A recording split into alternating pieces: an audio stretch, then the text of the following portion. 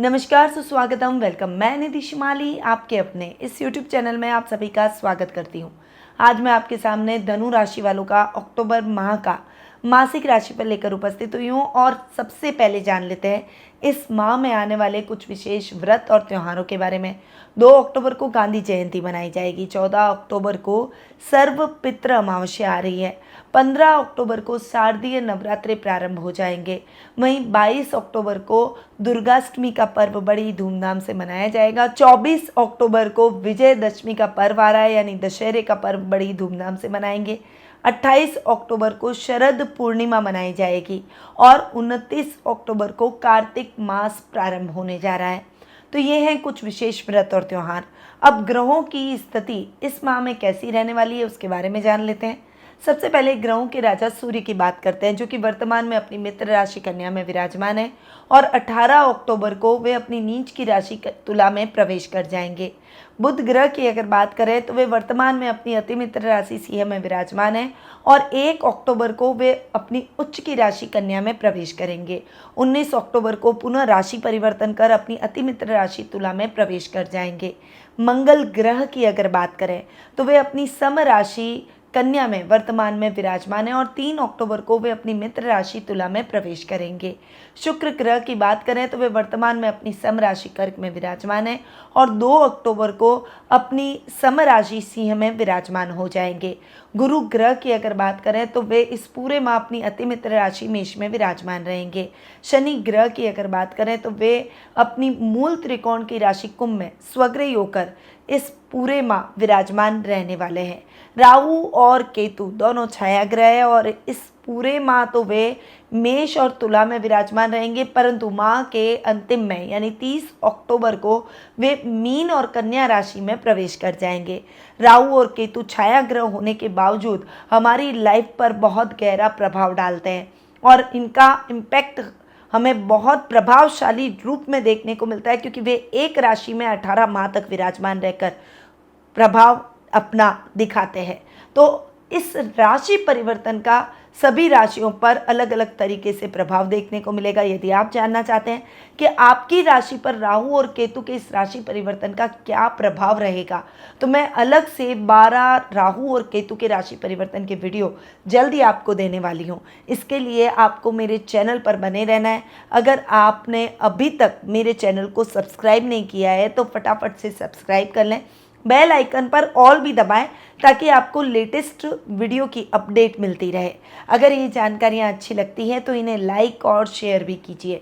चलिए बढ़ते हैं आगे और जान लेते हैं आपकी राशि के लिए ये माह यानी अक्टूबर माह कैसा रहेगा। यानी शुरू करते हैं धनु राशि वालों का अक्टूबर माह का मासिक राशिफल। और राशिफल की शुरुआत में आपको बता दूं कि ये जो राशिफल मैं आपको दे रही हूँ ये चंद्र गणनाओं पर आधारित है और आपकी राशि और लग्न दोनों के हिसाब से समान रूप से प्रभावशाली भी है। तो सबसे पहले आपके राशि स्वामी की बात करते हैं। आपके राशि स्वामी हैं गुरु, जो कि आपके सुखेस्मी हैं और यहाँ पर गुरु अब बहुत फ्री होकर रिजल्ट डिफरेंट देने वाले हैं। इस माह तो आपको गुरु की स्थिति पहले की तरह ही देखने को मिलेगी। काम थोड़े से अटक अटक कर हो सकते हैं क्योंकि गुरु राहु का चांडाल योग बन रहा है। कामों में अटकाव की स्थितियाँ, जो आप कहना चाहते हैं किसी को मन के भाव नहीं व्यक्त कर पाएंगे। आपको अपनी समझदारी के मुताबिक, अपनी कैपेबिलिटी के मुताबिक रिजल्ट नहीं मिलेगा। पर 30 अक्टूबर को जब राहु राशि परिवर्तन कर आपके सुख स्थान में आ जाएंगे तब गुरु फ्री होकर आपको रिजल्ट प्रदान करेंगे। हालांकि शनि की तीसरी दृष्टि फिर भी गुरु पर रहेगी, पर फिर भी गुरु के रिजल्ट बेहतर होते हुए दिखाई देंगे। इस समय आपके प्रयासों से काम बनते चले जाएंगे। सावधानी के साथ, अगर अवेयरनेस के साथ आप काम करेंगे तो डेफिनेटली रिजल्ट भी आपको अच्छे मिलेंगे। आपके सुखों में वृद्धि होगी। भूमि, भवन, वाहन जैसे सुख बढ़ते हुए दिखाई देंगे। सामाजिक दायरा आपका बढ़ता हुआ दिखाई देगा। रिश्तों में मिठास होगी। ददियाल से अगर रिश्ते बिगड़े हुए हैं तो वो सुधर जाएंगे। तो ये रहेंगे सुकेश और लग्नेश गुरु के रिजल्ट। अब आते हैं आपके द्वितीय भाव पर। आपके द्वितीय यानी धन स्थान के स्वामी है शनि, जो कि पराक्रम भाव के भी स्वामी है और पराक्रम भाव में स्वग्रही हो रहे हैं। शनि के रिजल्ट दोनों स्थानों के हिसाब से बहुत ही अच्छे मिलेंगे, क्योंकि रोजमर्रा के लाभ में भी शनि वृद्धि करेंगे। अपनी मूल त्रिकोण की राशि में तो आपके बल और पराक्रम और पोजीशन को बढ़ाएंगे। इस समय अटका हुआ प्रमोशन मिल सकता है, अच्छी पोजीशन मिल सकती है। यदि अब तक अथक प्रयासों के बावजूद भी आप अपनी पोजीशन को अचीव नहीं कर पाए हैं, या फिर वर्क प्लेस पर आपकी मेहनत के अनुरूप आपको रिजल्ट नहीं मिल रहा है, या फिर आपको पोजीशन नहीं मिल रही है, अपॉर्चुनिटी नहीं मिल रही है, तो मिलना शुरू हो जाएगी। राजनीति में आपका वर्चस्व बढ़ेगा। छोटे भाई बहनों के साथ आपकी ट्यूनिंग भी बढ़ती हुई दिखाई देगी। इस समय घर में मांगलिक कार्यक्रमों की रूपरेखा भी रखी जाएगी और छोटे भाई बहनों के शादी सगाई जैसे न्योते भी आपको मिलते हुए दिखाई देंगे, यानी घर में भी माहौल खुशियों भरा रहेगा। तो ये हैं गुरु और शनि के रिजल्ट।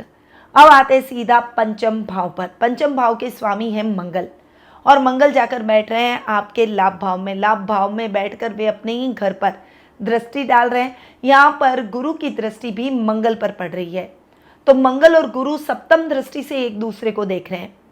और ये जो पंचम भाव में गुरु बैठे हैं और मंगल पर दृष्टि डाल रहे हैं पंचमेश पर, तो वे पंचम भाव को और ज़्यादा मंगल स्ट्रॉन्ग कर रहे हैं।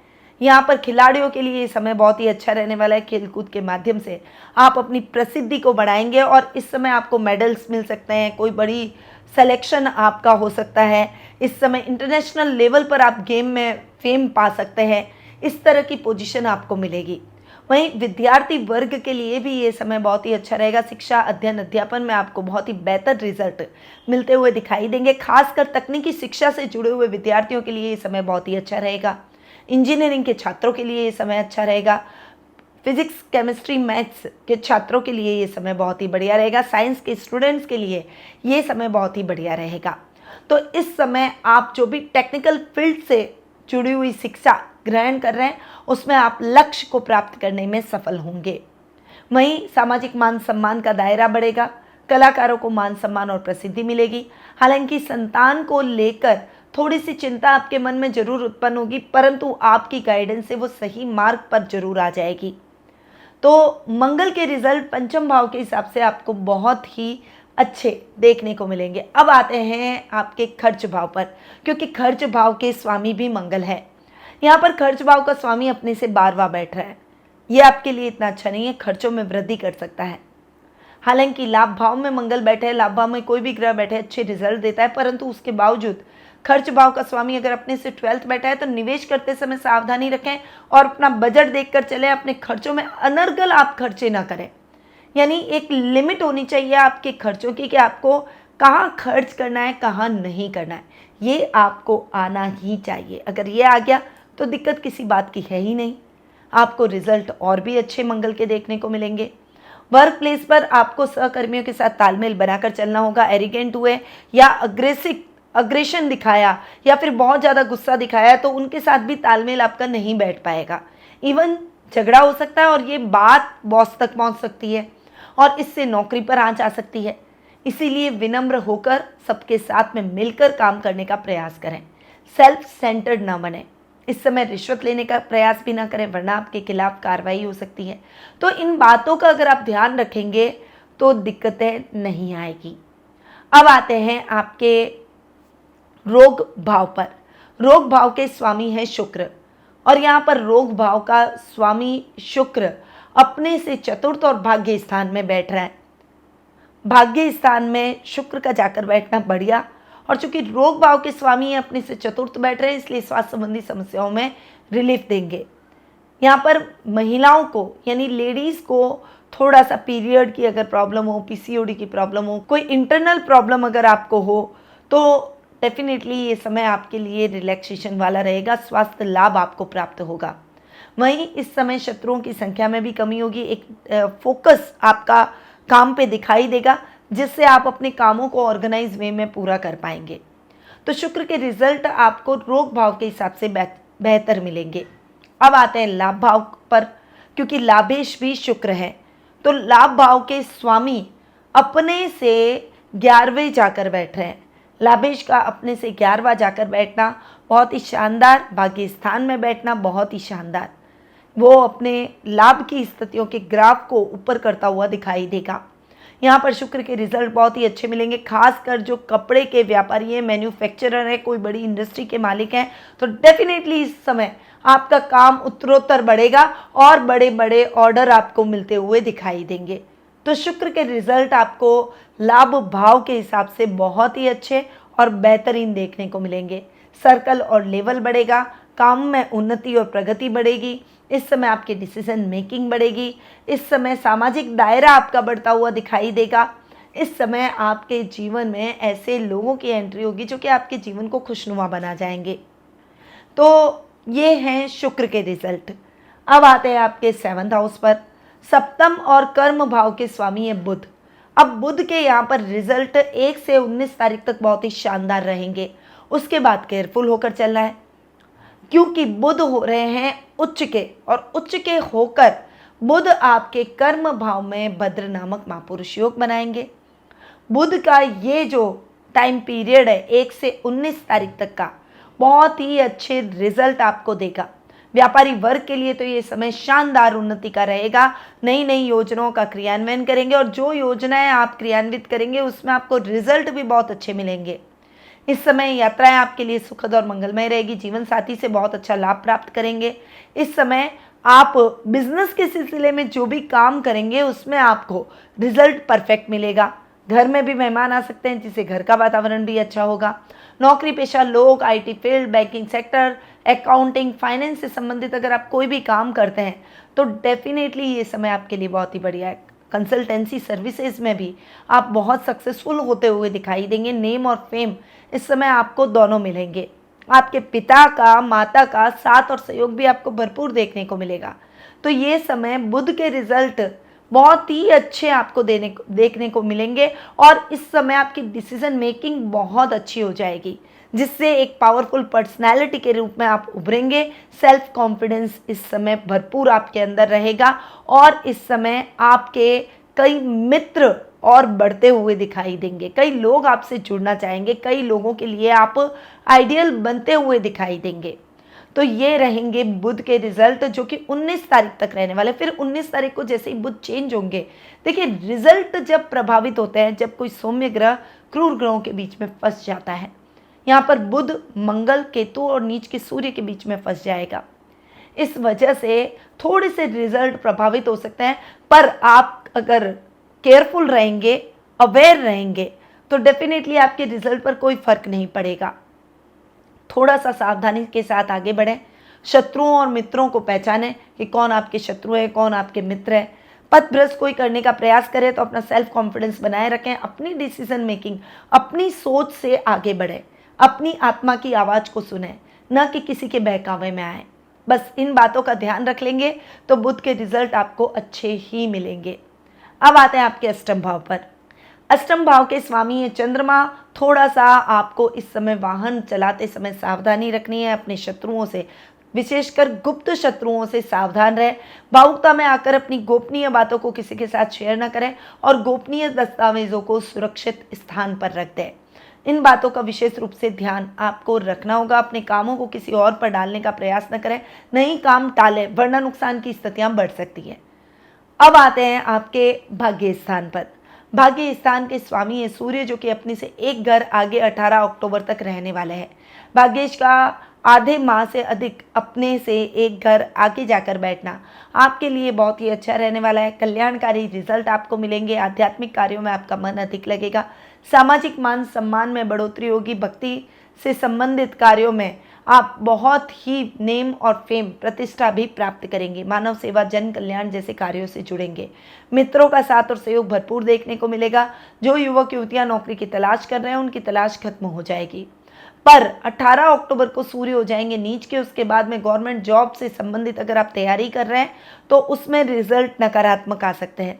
मेहनत से थोड़ा सा चूकते हुए दिखाई देंगे, इसलिए आपको अभी से ही मेहनत दुगनी कर देनी है। जब आप दुगनी मेहनत करेंगे तो कर्म के आगे भाग्य को भी झुकना पड़ेगा और रिजल्ट आपको सकारात्मक मिलेंगे। इसीलिए अगर आपके कोई एग्ज़ाम्स है, गवर्नमेंट एग्ज़ाम्स हैं जो कि 18 अक्टूबर के बाद होने वाले हैं, तो डेफिनेटली आपको अपना जोर बढ़ा देना चाहिए, मेहनत को डबल कर देना चाहिए। क्योंकि उससे पहले अगर रिजल्ट आए तो वो रिजल्ट आपको यथेष्ट फल जरूर देंगे, परंतु उसके बाद आए तो आपको मेहनत को दुगना करना ही होगा। और वैसे भी मैं हमेशा बोलती हूँ कि कर्म प्रधान व्यक्ति हमेशा आगे बढ़ता है, उसे सफलता जरूर मिलती है, भाग्य को भी उसके आगे झुकना ही पड़ता है। इसीलिए कर्म प्रधान बने रहिए और अपने कर्म पर बिलीव कीजिए।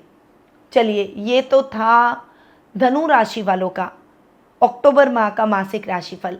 अब आ जाते हैं कुछ शुभ तिथियों पर कि कौन सी डेट्स आपके लिए लकी रहने वाली है। तो 1 से 4, 9 से 13, 20 से 22 और 27 से 31 ये डेट्स आपके लिए बहुत ही लकी रहेगी। इन्हें आप लकी नंबर की तरह भी देख सकते हैं। अब आते हैं अशुभ तिथियों पर कि कौन सी डेट्स आपके लिए अनलकी रहेगी। तो 5 से 18, 14 से 19 और 23 से 26 ये तारीखें आपके लिए थोड़ी सी टफ रहने वाली है। इन डेट्स पर आप थोड़ा सा अवेयर रहें। अब आ जाते हैं शुभ रंग पर कि कौन सा कलर आपके लिए बहुत ही लकी रहने वाला है। तो इस माह आपको बॉटल ग्रीन कलर पहनना चाहिए। कोई भी शुभ या मांगलिक कार्य करने चाहें तो इन कार्यों में आप ग्रीन कलर का उपयोग करें।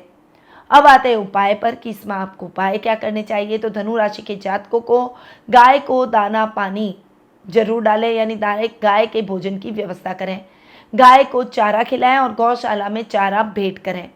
यह आपको करना है पितृ पक्ष के दौरान।